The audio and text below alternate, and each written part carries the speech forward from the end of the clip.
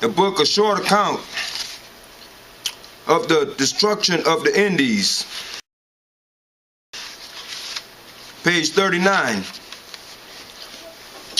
On one occasion, the governor decided on a reallocation of slaves, either on a whim or, as some say, because he wanted to remove them from a number of his companions with whom he was no longer on good terms, and share them out with his latest cronies. As a result of this upheaval, the natives did not get a chance to sow some of the fields, and consequently, there was not enough grain to go round. The Christians seized all the maize the locals had grown for themselves and their own families, and as a consequence, some 20 or 30,000 natives died of hunger, some mothers even killing their own children and eating them.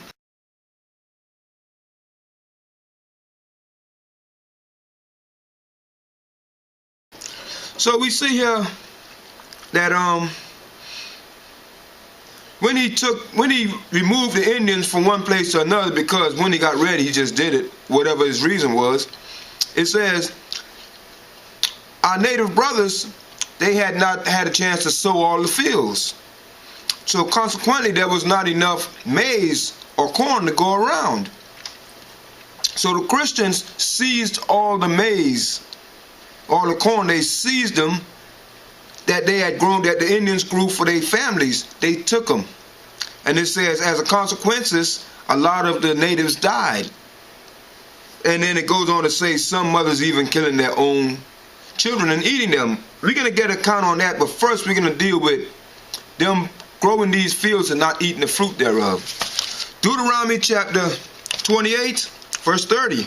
Again, thou shalt betroth a wife, and another man shall lie with her.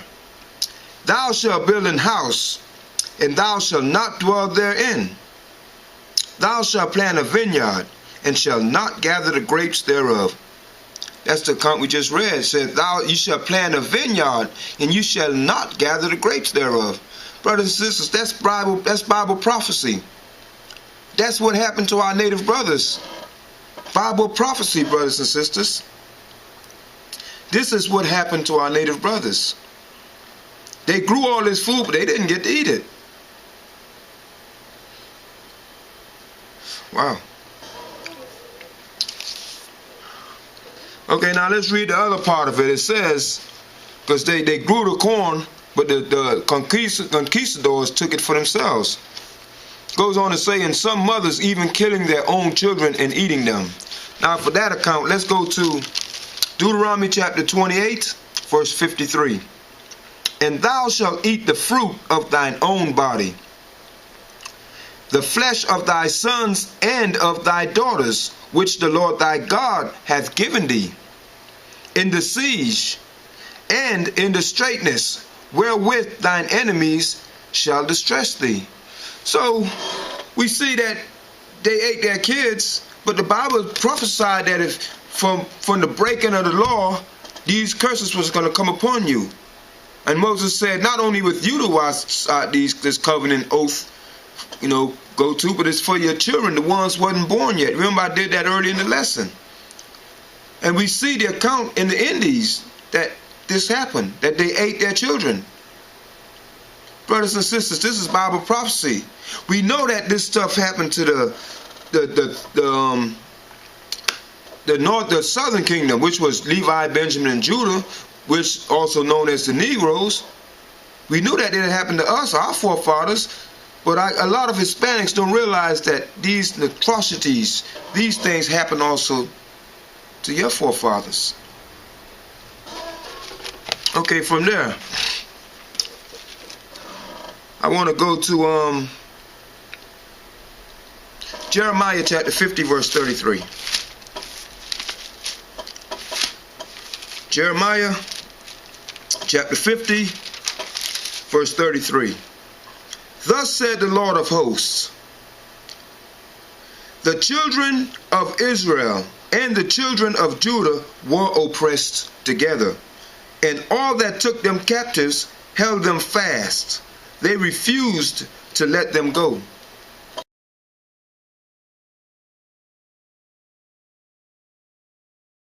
So, when these nations came and conquered us, they held us fast. They kept hold on us. They refused to let us go. But it says Israel and Judah were oppressed together. Why do you think the same thing that was happening to the Negroes was happening to the Hispanics? That we read in the same account right now in the Bible, that what happened to the Negroes also happened to the Hispanics and the Indians, the Native Indians. Because when one was being oppressed, the other one was oppressed. During the Dark Ages, when the Southern Kingdom was in the west coast of Africa and flourishing during the Dark Ages, guess who was flourishing at that time also? The Indians, the so-called Indians. They were flourishing at that time too. They were mighty kingdoms. I'm gonna deal with that on another lesson, okay? But I'm gonna prove that on another lesson with the Negroes when I prove the Southern Kingdom. Okay. From there, let's go to the Conquest, page 141. The same book, The Conquest of America, page 141. 141 to 142.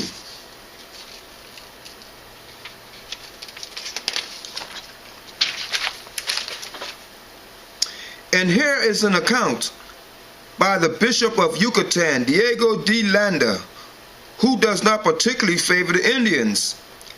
And to this, Diego de Landa says that he saw a tree near the town from whose branches a captain hanged many Indian women, and from their feet he also hanged the infant children.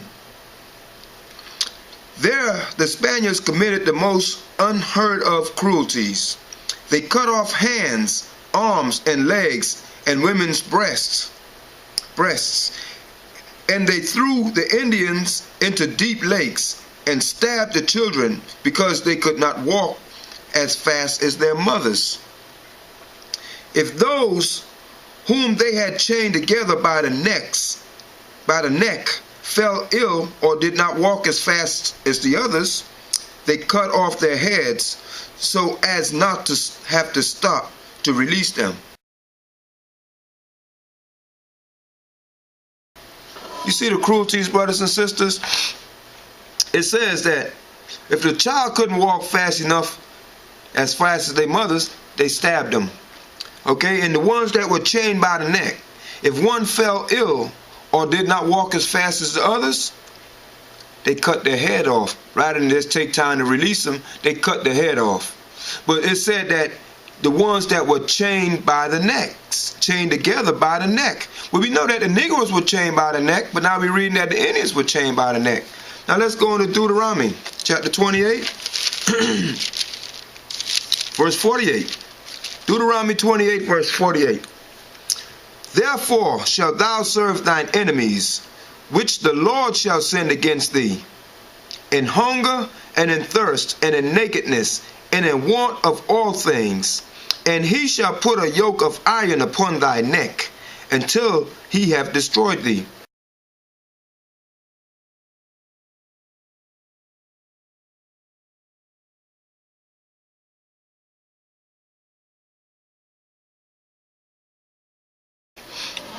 So we see that, brothers and sisters, that was a curse from breaking God's laws.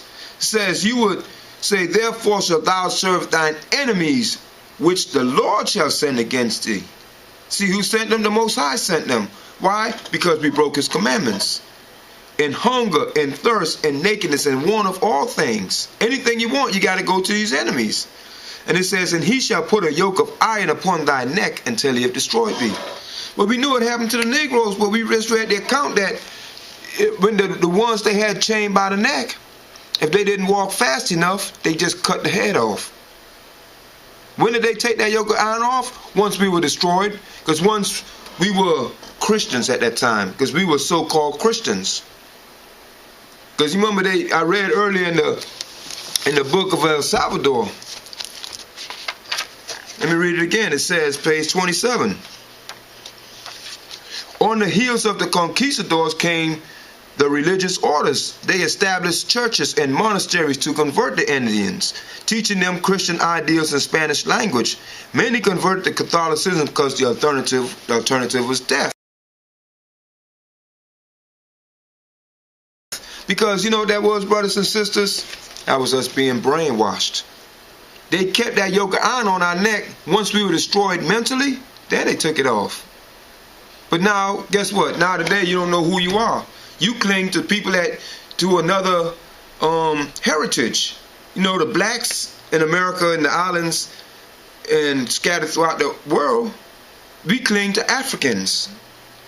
The Hispanics, they cling to the Spanish and Portuguese. The Native American Indians cling to the Europeans. We don't even know our heritage, brothers and sisters. But we read in Bible prophecy, and as the lesson goes on, we're going to go more in depth into it. But from there now, let's go to the same book of Conquest of America, page 141. Let's read. And the Spaniards, on the morning of the day they arrived at the town, stopped to breakfast in a riverbed that was dry, but for a few shallow pools. This riverbed was filled with whetstones, and all longed to sharpen their swords upon them.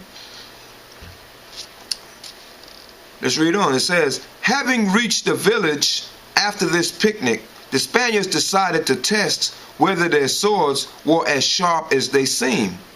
A Spaniard in whom the devil is thought to have clothed himself suddenly drew his sword. Then the whole 100 drew theirs and began to rip open the bellies, to cut and kill those lambs, men, women, children, old folk, and all of them, all of whom were seated and off guard and frightened. So it says that they just took their swords and started cutting bellies open just to see how sharp their sword was. It says men, women, children, and old folk. Now let's get that out of the Bible. Deuteronomy 28 verse 50. A nation of fierce countenance, which shall not regard the person of the old, nor show favor to the young.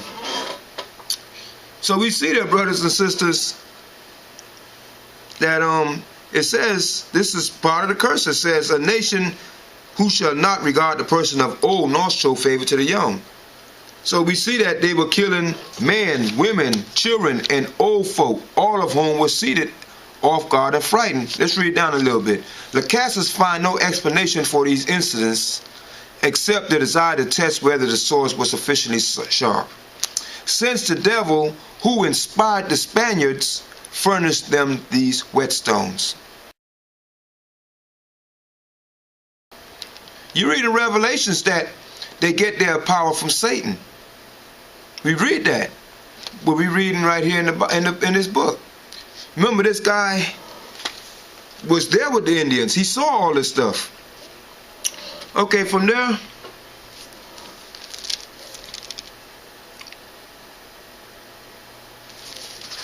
now,